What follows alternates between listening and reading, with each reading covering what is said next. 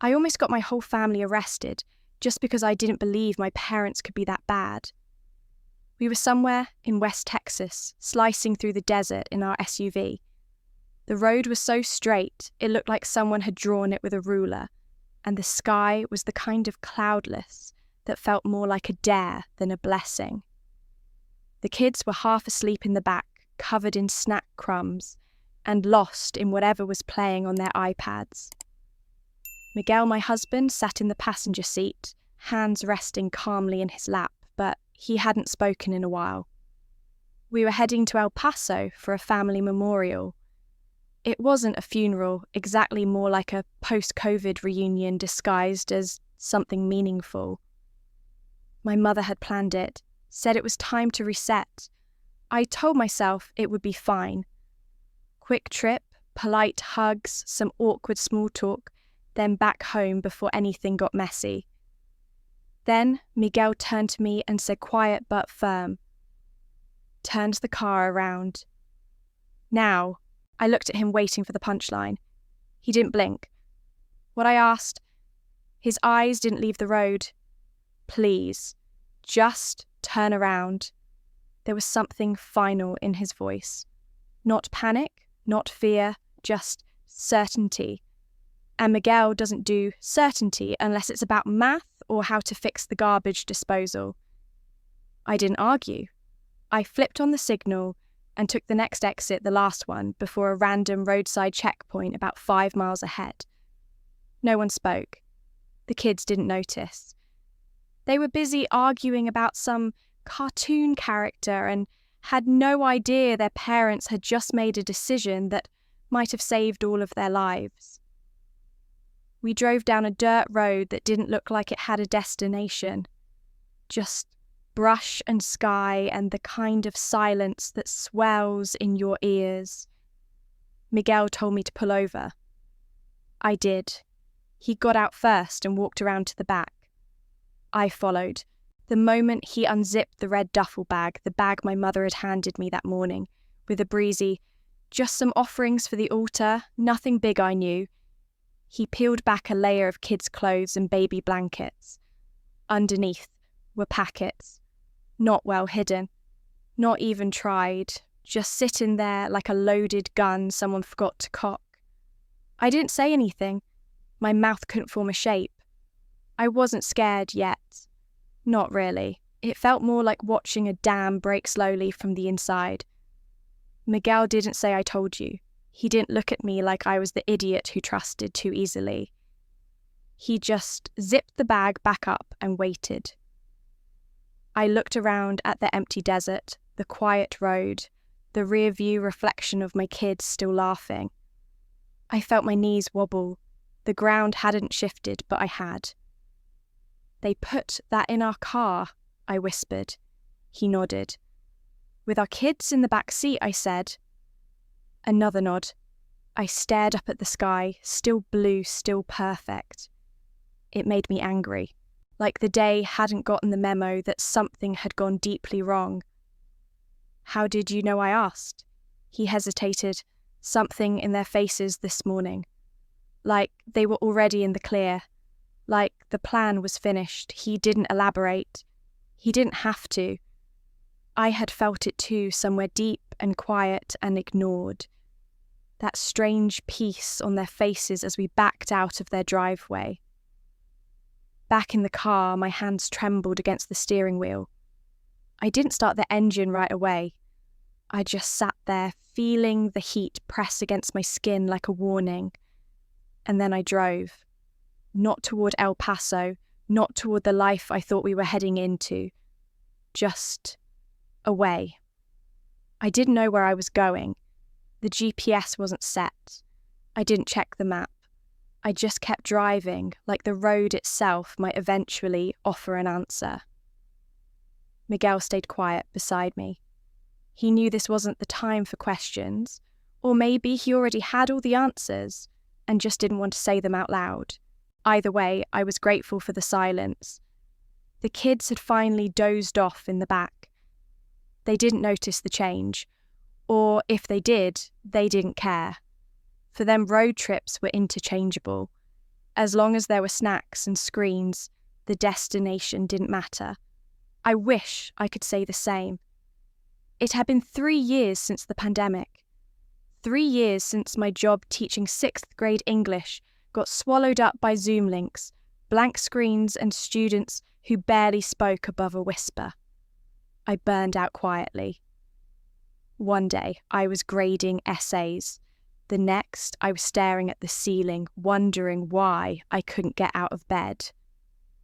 When I finally resigned, it didn't feel like a loss. It felt like letting go of a version of myself that had stopped making sense. Miguel picked up the slack. His work as a civil engineer had stayed steady even when the world didn't. I stayed home with the kids, tried to be present, tried to be okay with that being enough. This trip to El Paso was supposed to be our reset button. My parents had called it a memorial, but it wasn't tied to a funeral or a specific death. More like an invented excuse to get everyone in the same room again. A cousin had passed from COVID the year before, and my mother decided it was time to honour the lost with a family reunion. She called it sacred. I called it strategic. They'd been different on the phone, warm, interested. My mum asked about Lucia's new school, about Mateo's obsession with dinosaurs. My dad even said he missed us, which was rare enough to make me pause mid-laundry. They sounded like people who wanted connection, who were making space for healing. I believed them. Of course I did. I was raised to believe in the performance of goodness. Growing up, our house was immaculate. There was always a scented candle, burning classical music playing softly in the background. We had matching towels and seasonal wreaths and a fridge that looked like it belonged in a magazine. But behind the neat surfaces were credit cards maxed out on appearance and attention you could slice with a dinner knife. Still, if anyone dropped by unannounced, you'd think we had it all together. That was the point. I learned early on that my role was to help keep the illusion alive. I wasn't the funny one that was my younger brother Andres. I wasn't the favourite either. I was the reliable one. The one who remembered to send thank you cards, who helped organise Thanksgiving, who covered for my parents when the mortgage was overdue and they needed a quick loan just for a week or two. I thought being useful meant being loved. Maybe it did in their version of love. Miguel didn't trust easily. He'd met my parents and clocked them within 5 minutes. Too charming, too polished, the kind of people who call you family while taking notes on how to use you later. He never said it out loud. He didn't have to. But when they called with the invite, he didn't argue. He said, "If you want to go, we'll go." And I did. I wanted to believe they'd changed, or at least that the distance had softened them. I told myself the trip would be short. Just a weekend. Just enough time to smile. Take a few pictures, remind the kids where they came from, then get out before anything got weird. Of course, weird came early. My mum had asked us to bring a bag. Just one. Said their car was too full with folding chairs and food. I didn't ask what was in it. She'd mentioned something about candles and altar cloths, and I filled in the rest with wishful thinking. Miguel had looked at me when I told him something unreadable passing across his face. "Did you check the bag?" he asked. I laughed. "It's just stuff for the memorial." He didn't push. Now, hours later, I wished he had. Or maybe I wished I had listened to the thing inside me that had flickered just for a second when she handed me that red duffel. But I didn't. Because that would have meant admitting that I still didn't trust them. And I wasn't ready to admit that yet. As I drove deeper into the nowhere of West Texas, I started to feel the weight of what hadn't happened. The checkpoint we didn't reach. The search they didn't conduct. The headlines that wouldn't bear our names. It wasn't relief I felt. Not yet. It was grief. Grief for the version of my parents I'd wanted to believe in. grief for the weekend that was supposed to be healing and had instead turned into another escape. Miguel finally broke the silence. "Where do you want to go?" I shook my head. "I don't know." And I didn't. All I knew was that we couldn't go forward, not toward people who saw their daughter as a mule, their grandkids as camouflage. "Let's just keep driving," I said. "For now." And so we did. We kept driving with no destination, just movement. The kind of movement that feels like escape, like you're outrunning something with legs longer than yours.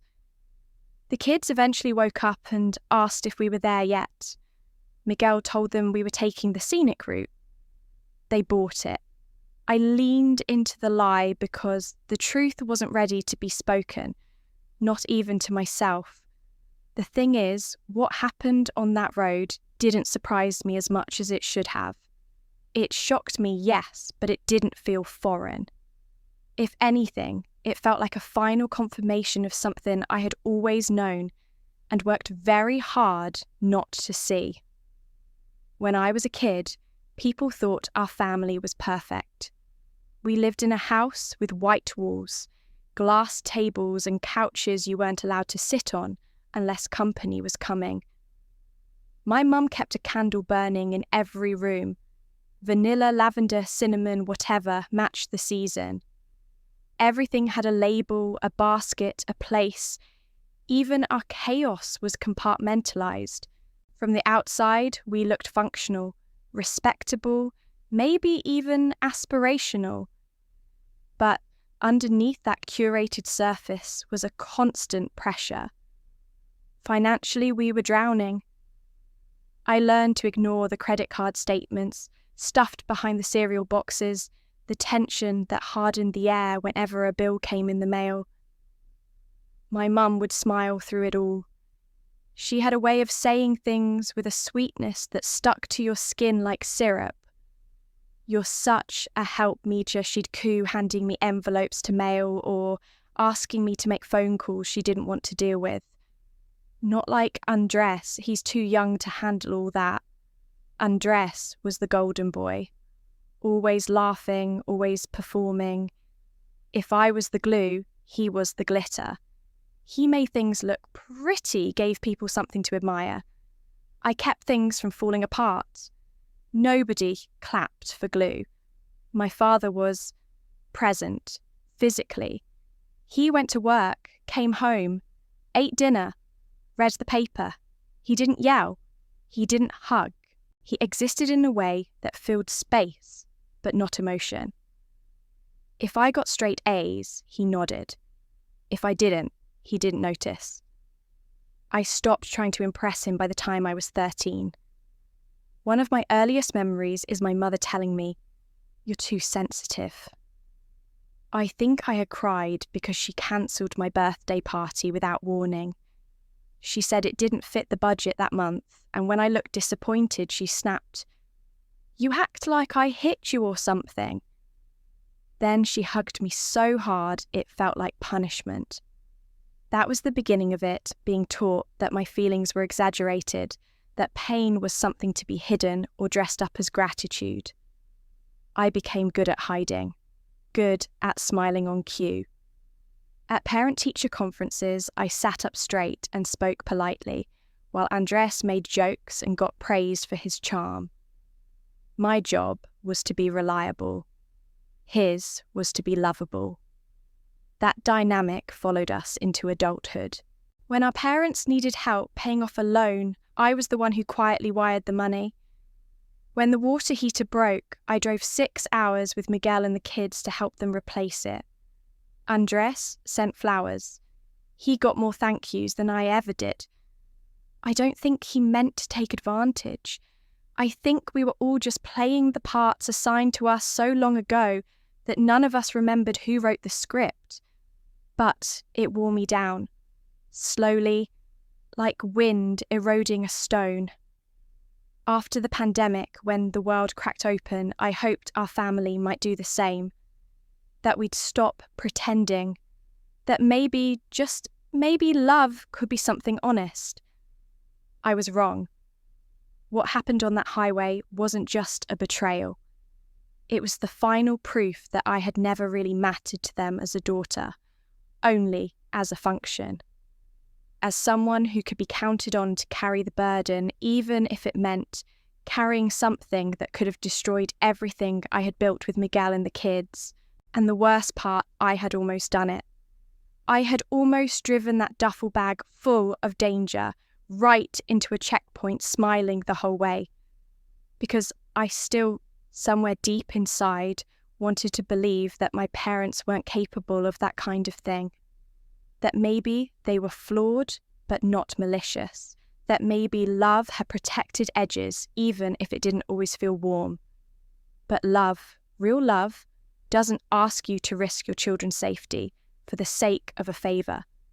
It doesn't gamble with your freedom and call it family.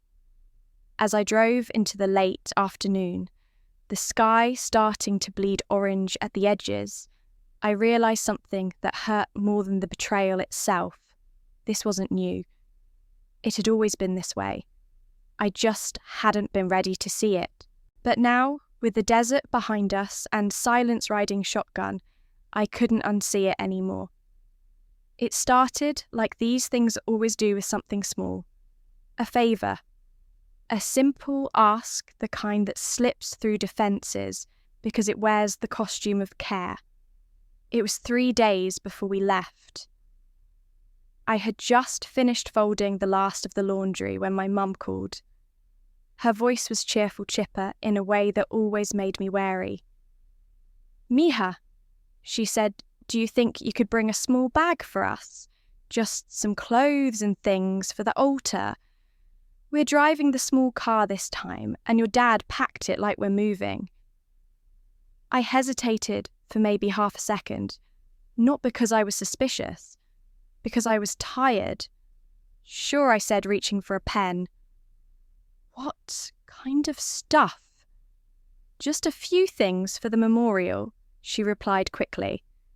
"Some candles, a framed photo, maybe a tablecloth. I'll put it all in a duffel so you don't have to think about it." I should have thought about it. I should have asked what else was in the bag, insisted on packing it together, said something, anything. But I didn't. Because she sounded like a mum trying to make things easier. Because I wanted the weekend to go smoothly. Because deep down, I was still trying to earn points I didn't even believe in anymore. When I told Miguel about the bag, he looked up from his laptop, one eyebrow slightly raised. "Did you check it?" he asked. I shook my head. She said, "It's just clothes and candles." "Okay," he said slowly. Not an accusation, just a space he left open for me to walk through if I wanted. I didn't. I remember brushing it off with a laugh. "We're not transporting anything illegal. It's my mum. She's annoying, not dangerous." That's the thing about betrayal. It rarely shows up with warning signs. It arrives dressed like routine, like a favour, like a red duffel bag handed over with a kiss on the cheek and a promise that it's nothing big. The morning of the trip, she handed it off like a football, smiling, wearing lipstick that matched the duffel. She made a joke about how they were bringing too much food, how it felt like hosting a wedding instead of a memorial. I laughed. Miguel didn't. He loaded the bag into the trunk without a word. I think he knew something. Or maybe he just didn't trust the setup. He's always had better instincts than me when it comes to my family. Mine are too clouded, too wired toward benefit of the doubt. I wish I could go back and replay that moment. I wish I'd opened the bag right there on the driveway in full sunlight. Maybe I would have found the packages wrapped too neatly, nestled between folded napkins and lavender-scented towels. Maybe I would have asked questions. Maybe I would have said no. But I didn't, because the favour was small. Because I didn't want to seem paranoid. Because questioning a mother feels even now like an act of disloyalty. There's something deeply embedded in women like me, daughters of women who only show affection in tasks and lists and silent expectations. We're trained to be useful first, safe second. When Miguel asked again that morning, "Are you sure it's just memorial stuff?" I rolled my eyes. Yes. God, you sound like a TSA agent. He didn't push, he just looked at me in that quiet way of his, like he was taking a mental photo in case he needed to reference it later. I didn't realise it then, but that was the moment everything could have changed. That was the last off-ramp before the road curved into something darker. And I missed it. I missed it because I didn't want to be the daughter who always suspects. I missed it because I still thought I had something to prove, that I could show up, be helpful, make things work, that maybe if I played it right, I'd finally be seen as more than a utility. It's ironic, isn't it? That the thing I did to preserve the illusion of family almost destroyed the one I actually built. The favour was simple. The ask was small. The consequences were not. I should have known that morning, not from what was said, but from the way Miguel moved. Subtle things. The way he hesitated before loading the red duffel into the back. The way he wiped his hands on his jeans after, like the thing had left a residue he couldn't name. We left before sunrise. I made coffee while he buckled the kids into their car seats. The house was quiet, the kind of quiet that only happens before a long drive when the world hasn't fully woken up yet and everything feels a little off. I remember checking the door lock twice, not because I was nervous, just out of habit, or maybe something else, something I didn't want to acknowledge. Miguel didn't say much during the first stretch of the drive. He let the kids sleep, let the road unfold in front of us like a ribbon we'd driven 100 times.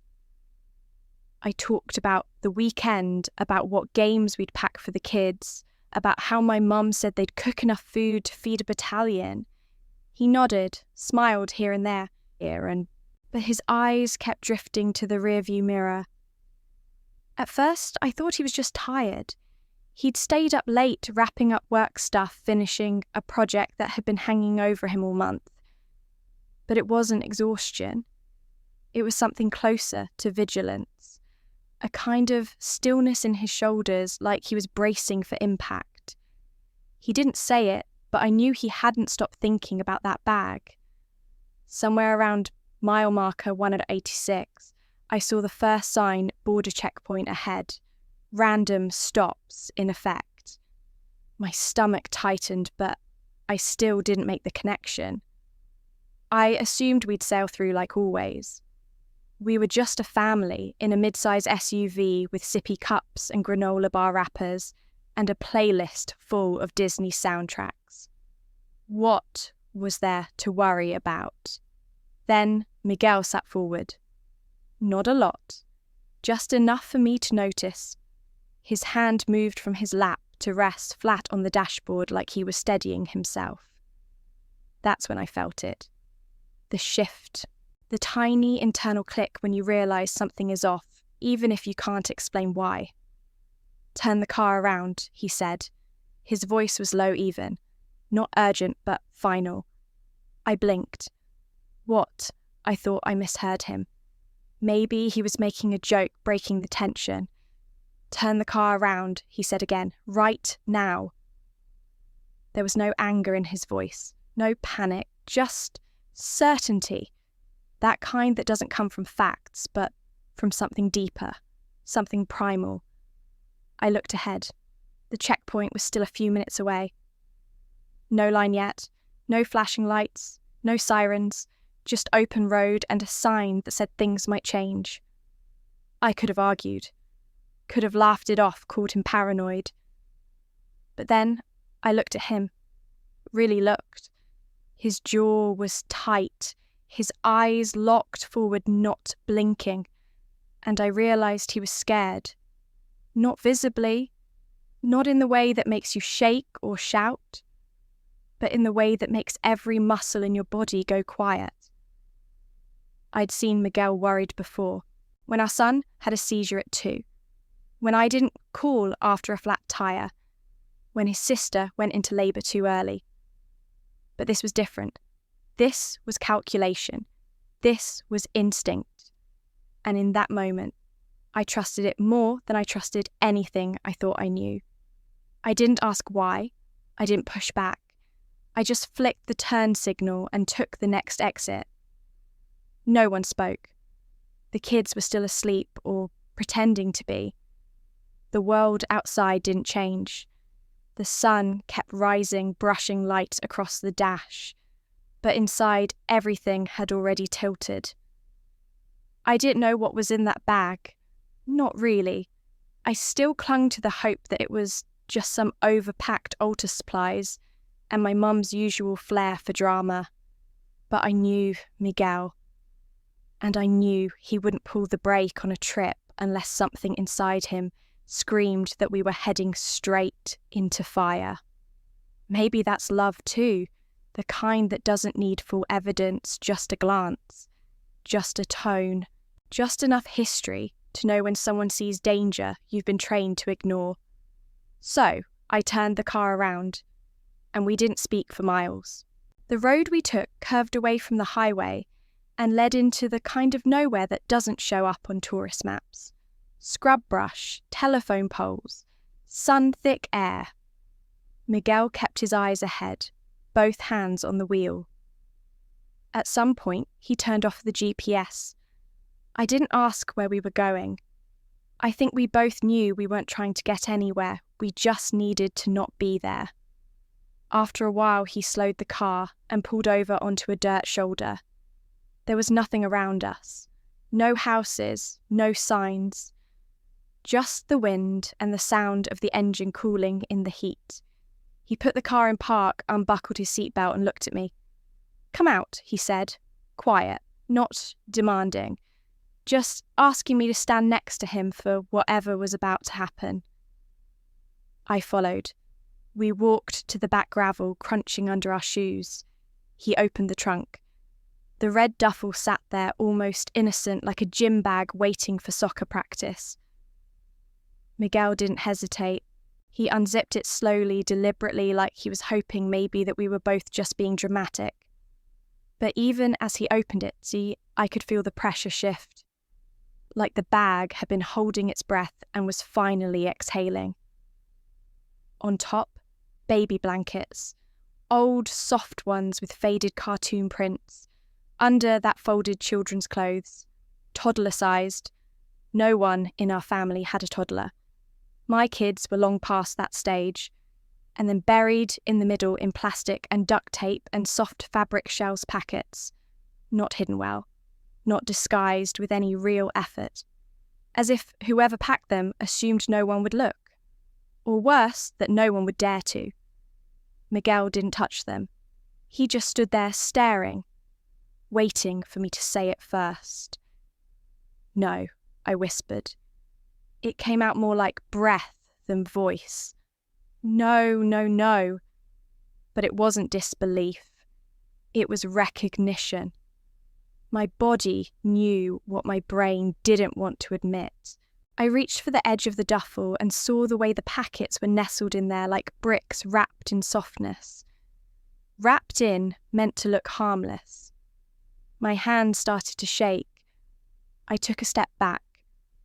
The wind was hot, dry, biting at my throat. I could taste something metallic in my mouth, like panic or rage or both. "They put this in our car," I said. Miguel nodded. "With the kids in the back," I added. Another nod. We didn't say what we both knew. That if we hadn't turned around, if we'd kept going, if that checkpoint had pulled us over, if the agents had searched the trunk, if they'd found this, if the kids had watched us being taken away in handcuffs, if we'd had to explain to a court that we didn't know, I couldn't move. I couldn't think beyond that moment. My whole body was numb. Not from shock, but from clarity. Because this wasn't a mistake. This wasn't an accident. My parents had made a choice, and they'd made it with full knowledge of who we were, of who their grandchildren were. They'd looked at their daughter and seen an opportunity. They'd looked at my family and seen cover. Miguel zipped the bag back up. He didn't say anything. He didn't have to. Everything between us in that moment was a kind of silent scream, not at each other, but at the world we thought we had left behind. I leaned against the car, trying to breathe, trying to stop the shaking.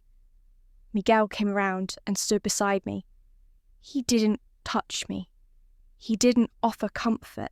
He just stood there like a wall I could lean against without asking. That's the thing about betrayal from people who claim to love you. It doesn't come as a surprise. It comes as confirmation, a final stamp on something you've been too afraid to say out loud. "We go back," he said. I nodded. "But not all the way," I said. "We're not staying, we're just returning something that doesn't belong to us." He didn't ask what I meant. He knew. He'd always known. I looked out at the horizon where the heat shimmered and bent the light into strange shapes. Nothing out there had changed. The world looked exactly the same. But everything inside me was different now. It was as if something had cracked open, a slow breaking that had been coming for years, but finally gave way under the weight of a red duffel bag. I didn't cry. I didn't scream. I just sat there, cataloguing memory after memory, watching them shift in meaning like pieces of a puzzle that had been forced into place but never truly fit. I thought about the first time they asked for help. I was 24, still paying off my student loans, living in a one-bedroom apartment with water stains on the ceiling. My mum called, said Andres had fallen behind in school and needed tutoring. Could I chip in? It wasn't much, she said, just a couple $100. You're always so good with money, she'd added, like it was a compliment, like responsibility was some innate virtue and not something I'd inherited from growing up watching late notices pile up in drawers. I sent the money. Of course I did. And I kept doing it.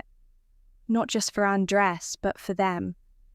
When the fridge broke, when they needed a down payment for a car, when the IRS came knocking and they needed someone with clean credit to sign a loan.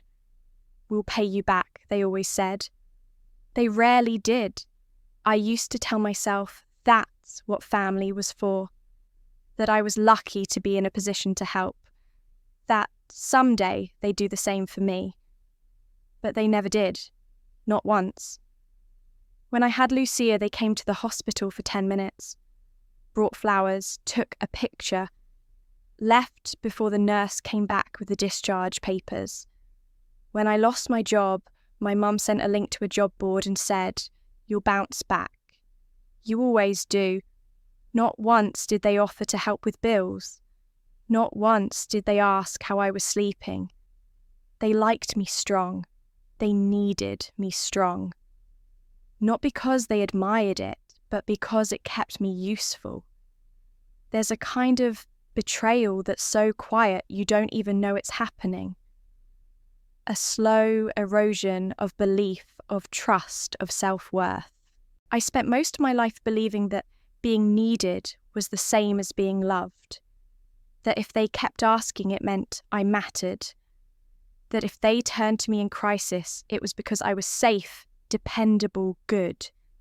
But standing there in the dust of a nowhere road with the sun burning the back of my neck and the memory of that duffel still heavy in my hands, I saw it clearly for the first time. I wasn't the good daughter. I was the tool, the reliable one, the one they didn't have to check on because I'd never dropped the ball, the one who'd answer the phone no matter what, who'd drive through the night with her babies in the back seat just to be a warm body at a memorial that didn't even mean anything. I remembered how my mum would always tell her friends how proud she was of me, how she'd post on Facebook about my college graduation, my teaching awards, even my birthday cakes, but never asked what I wanted for dinner, never remembered that I hated lilies, never sat through a single school recital. The pride was public. The love was conditional. I thought back to one Thanksgiving when Miguel had suggested we host. "We'll cook," he said. "We'll make it nice." No pressure. I'd been so excited. I'd bought new placemats, cleaned the apartment like we were expecting royalty. My mum showed up an hour late with a store-bought pie and said, "Oh, you tried." I laughed at the time, but I never forgot it. Little cuts over and over until you're bleeding and you don't even know where it started. And still, I kept going back, kept answering, kept hoping. Because that's what daughters are supposed to do, write love unconditionally, forgive endlessly, absorb the damage and call it duty. But not anymore. Not after this. Not after knowing they were willing to risk everything me, Miguel, the kids for what money, convenience, desperation. Whatever the reason, it didn't matter. What mattered was that it wasn't love. And once you see that truth, you can't unsee it. You can't go back to calling it anything else. I looked at Miguel, who had been sitting beside me on the hood of the car this whole time, silent but steady. He didn't say, "I told you so." He never would. That's not who he is. That's not why he pulled us off that highway. He did it because he trusted something in his gut more than I had trusted decades of my own experience. And he did it to protect us. Not just from my parents, but from me, from my need to believe in them at all costs. That's the difference between survival and obligation. One saves your life. The other asks you to give it away in pieces. I chose survival. Finally, we drove back in silence. No music, no casual conversation, just the sound of tires on asphalt and the hum of the air conditioner working too hard against the Texas heat. The kids had fallen asleep again, heads lolled against their car seats, unaware of the weight that had shifted in their mother. Miguel kept one hand on the wheel, the other occasionally resting on my leg, a quiet tether that reminded me I wasn't alone. We didn't need to talk. We both knew what we had to do. El Paso came back into view, like a mirage turning real. The same cracked roads, the same strip malls, the same tired palm trees leaning into the wind like they were listening for something. I knew exactly where we were going. Not to the cemetery, not to the memorial, not even to say goodbye, just to deliver a message that didn't need words. When we pulled into my parents' neighborhood, everything looked too still. Their car was in the driveway. The porch light was on, even though it was broad daylight. I imagined my mother inside checking the oven, maybe humming something old and sweet to herself. I imagined my father in his recliner, remote in hand, halfway through a game he didn't care about. I imagined them not expecting anything. Not us, not a reckoning, not the quiet slap of truth on their doorstep. Miguel parked across the street. I got out first. He didn't stop me. He didn't offer to come along.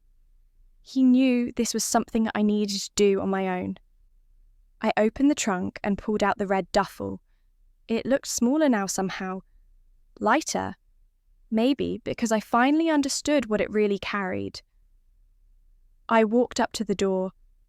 The heat was oppressive, thick and mean, like it wanted me to sweat something out.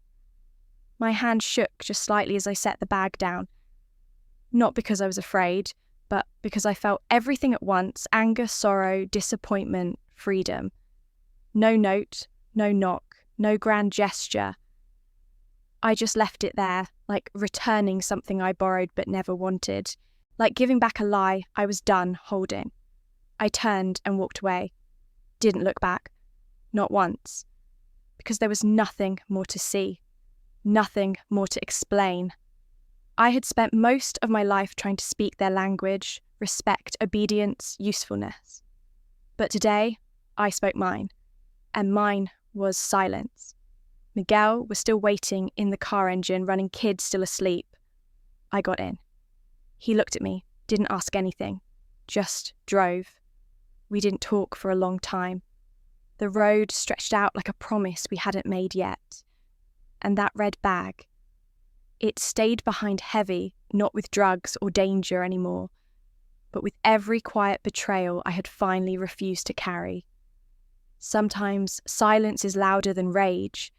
Sometimes the absence of a goodbye is the only way to say, I see you. And I'm done pretending I don't. We drove back in silence. No music, no casual conversation, just the sound of tyres on asphalt and the hum of the air conditioner working too hard against the Texas heat. The kids had fallen asleep again, heads lolled against their car seats, unaware of the weight that had shifted in their mother. Miguel kept one hand on the wheel, the other occasionally resting on my leg, a quiet tether that reminded me I wasn't alone. We didn't need to talk. We both knew what we had to do. El Paso came back into view like a mirage, turning real. The same cracked roads, the same strip malls, the same tired palm trees leaning into the wind like they were listening for something. I knew exactly where we were going, not to the cemetery, not to the memorial, not even to say goodbye, just to deliver a message that didn't need words. When we pulled into my parents' neighborhood, everything looked too still. Their car was in the driveway. The porch light was on, even though it was broad daylight. I imagined my mother inside checking the oven, maybe humming something old and sweet to herself. I imagined my father in his recliner, remote in hand, halfway through a game he didn't care about. I imagined them not expecting anything, not us, not a reckoning, not the quiet slap of truth on their doorstep. Miguel parked across the street. I got out first. He didn't stop me. He didn't offer to come along. He knew this was something I needed to do on my own. I opened the trunk and pulled out the red duffel. It looked smaller now somehow, lighter, maybe because I finally understood what it really carried. I walked up to the door. The heat was oppressive, thick and mean, like it wanted me to sweat something out. My hand shook just slightly as I set the bag down. Not because I was afraid, but because I felt everything at once: anger, sorrow, disappointment, freedom. No note, no knock, no grand gesture. I just left it there, like returning something I borrowed but never wanted, like giving back a lie I was done holding. I turned and walked away. Didn't look back. Not once. Because there was nothing more to see, nothing more to explain. I had spent most of my life trying to speak their language, respect, obedience, usefulness. But today, I spoke mine, and mine was silence. Miguel was still waiting in the car engine, running, kids still asleep. I got in. He looked at me, didn't ask anything, just drove. We didn't talk for a long time. The road stretched out like a promise we hadn't made yet. And that red bag, it stayed behind heavy, not with drugs or danger anymore, but with every quiet betrayal I had finally refused to carry. Sometimes silence is louder than rage. Sometimes the absence of a goodbye is the only way to say I see you. And I'm done pretending I don't. The calls started the next morning. First, my mum, then my dad, then both of them switching numbers like they thought I'd be tricked into answering. I didn't. Miguel blocked them. I deleted voicemails without listening. It felt like ripping out a splinter that had been buried under skin too long, sharp but cleansing. For a while, it worked. The silence stretched, and I let myself believe maybe finally they'd gotten the message. Maybe leaving the bag had spoken in a language they couldn't twist. But silence, I learned, can be provocation too. A few days later, I was at the grocery store when the school called. I almost didn't answer, but something in me old habit maybe picked up. It was the front desk secretary. Her voice was tight, professional, trying not to sound panicked. "Hi, Mrs. Cruz. Just letting you know the grandparents picked up Lucia and Mateo. Said it was a family emergency. We tried your cell, but..." I didn't even wait for her to finish. I dropped my basket in the aisle, left the cart by the freezer. My hands shook as I pulled out of the parking lot. I couldn't breathe. Not because I thought they'd hurt my kids. No, that was never their way. But because this was worse. This was calculated. Designed to remind me that they still had access. That blood could still override boundaries if you weren't watching close enough. When I got to their house, the front door was open. Not in a chaotic way. Just open. Like they knew I'd be coming. Like they wanted me to see. The kids were in the living room. Lucia had frosting on her cheek. Mateo was opening a new board game. There were balloons, cake toys still in their packaging. My mum sat on the couch smiling like it was Christmas morning. My dad hovered in the kitchen, pretending to be interested in a pot of coffee. "Surprise," she said like nothing had happened. Like she hadn't smuggled drugs in my car last week. Like she hadn't used my children as leverage to make a point. I didn't yell.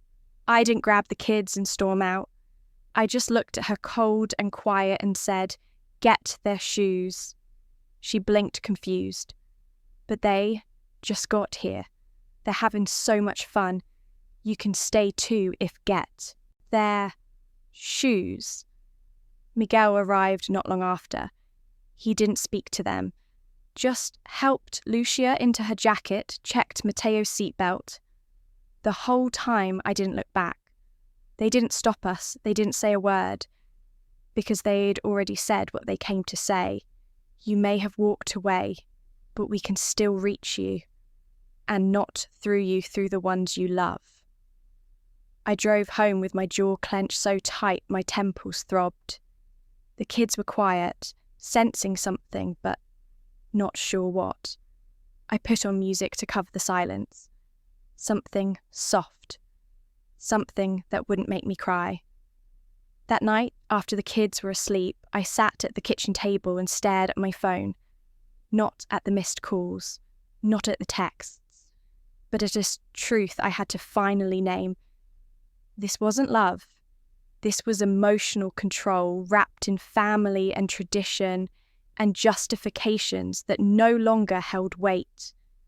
And the scariest part, they didn't even think they'd done anything wrong. That night, Miguel and I sat at the kitchen table long after the kids had gone to sleep. The house was dark except for the low light above us casting soft shadows across the piles of notes we had scribbled in silence. Neighbourhoods, schools, job transfers, options. We weren't angry anymore, not even scared, just clear. This wasn't a reaction anymore. It was a decision. The kind you make when you're done hoping people will change, and instead start changing your life. We talked in low voices like we might wake something if we spoke too loud, maybe ghosts, maybe memories. Austin came up like a question, and then slowly became an answer. It wasn't unfamiliar. It was big enough to blend into, but still felt like Texas. Still felt like home in a way that didn't scrape old wounds raw. We could be us there, but quieter, less reachable. Over the weekend, we began packing, not like fugitives, not in panic, but methodically. Miguel arranged a work transfer. I called schools, explained the move as a family need. We bought new SIM cards, requested new paediatricians, filed a formal request to have all emergency contacts updated. The woman at the front desk asked gently if there had been a problem. I just said, "It's better this way," and she nodded like she understood more than I'd said. Lucia asked if Grandma and Grandpa would visit us in the new place. I told her no, that it was time for a little space. She didn't protest, just went back to carefully wrapping her favourite books in a towel and placing them in a cardboard box labelled safe. Matteo, as usual, said nothing, but he clung to Miguel more than usual that week, and I noticed. On the day we left, I stood in the doorway of our house and took one last look. It hadn't been bad, not entirely. There had been birthday candles and movie nights, dance parties in the living room and quiet breakfasts. But there had also been that knock on normalcy. Constant, subtle asking us to be someone else. To pretend boundaries were disrespect. That guilt was a currency you owed endlessly. We drove with the windows down for a while, let the dry air wash over us. I watched the kids in the rearview mirror, Matteo dozing, Lucia staring out the window, tracing the passing world with her finger. Miguel reached over and took my hand, squeezing it just once, then resting it in his lap like we'd done this 1,000 times. Crossing into Austin felt like nothing and everything. No one knew us. No one expected anything. There were no casseroles waiting, no phone calls asking when we'd arrive. Just the city breathing around us, unconcerned with who we were or what we carried. It felt safe. That night, in our tiny rental, with boxes still unopened and pizza on paper plates, I lay in bed and realised I could breathe. Not cautiously, not between silences, but fully. Deeply. Like my body had been waiting years for permission. And that, more than anything, felt like the real beginning. It had been a full year since we left. A year of new routines and soft edges. Austin had become more than a hiding place. It was a rhythm, now slow mornings, school pickups, quiet dinners where no one asked for anything more than presents. The kids adjusted faster than I expected. Miguel and I took longer. Healing, I learned, isn't a straight line. Some days I felt light, almost free. Other days I found myself flinching at phone calls from unknown numbers or dreaming of locked rooms and voices I couldn't see. But we were building something brick by brick, and for once it felt like ours. Then the letter came. It was from a nursing home, a place I'd never heard of, but the name on the envelope was familiar, my mother's. The handwriting wasn't hers, shaky, printed in block letters, probably from an aide or nurse, but the message was clear. She's been diagnosed with advanced kidney failure, it read. She is asked to see you. She says she wants to say goodbye. I sat at the table staring at it for a long time. Miguel came in, saw the letter, saw my face, and didn't ask. He just put the kettle on, sat across from me and waited. I don't want to go, I said finally. Not because I hate her, but because I don't trust what she wants this time. I don't trust that it's really about goodbye. Miguel nodded. Then, don't go. Not unless it's something you need. It wasn't. What I needed was clarity, not a performance. What I needed was a clean line, not another manipulation cloaked in mortality. But Lucia, she had questions. She always did. Are we going to visit her? She asked gently that evening while helping me fold laundry. No, I said. But you can write to her if you want. She thought about it for a while, then took out a piece of lined paper from her notebook and wrote something short and careful. Hi, Grandma. I hope you're okay. I'm doing well. But I think it's best if we keep some space right now.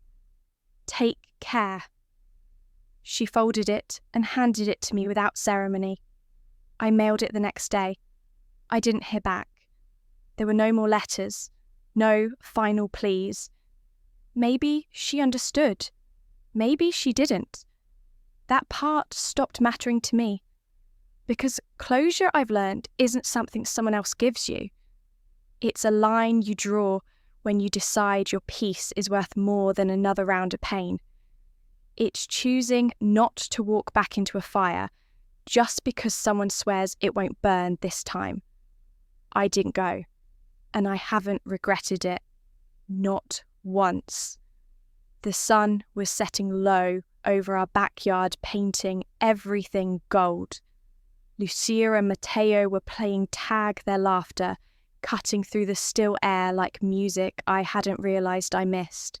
I stood on the porch with a cup of tea that had gone cold in my hands, watching them dart between the trees, barefoot and free. Miguel stood beside me, arms crossed loosely, not speaking. He never filled silence unless it needed filling. I liked that about him, that he understood quiet was sometimes the most honest sound. It had been almost 18 months since we left El Paso. The lines on my face had softened somehow, not because I looked younger, but because I'd stopped bracing. My shoulders no longer curled inward. I no longer flinched at the thought of birthdays or holidays. We'd made new rituals, simple things like Saturday pancakes, movie nights on the couch, long walks to nowhere in particular.